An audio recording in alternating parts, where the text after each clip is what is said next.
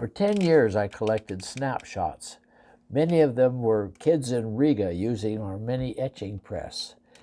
But something changed suddenly when kids started coming in asking about 3D printing. And years ago, I made the wee witty Rembrandt press with the help of some of my friends.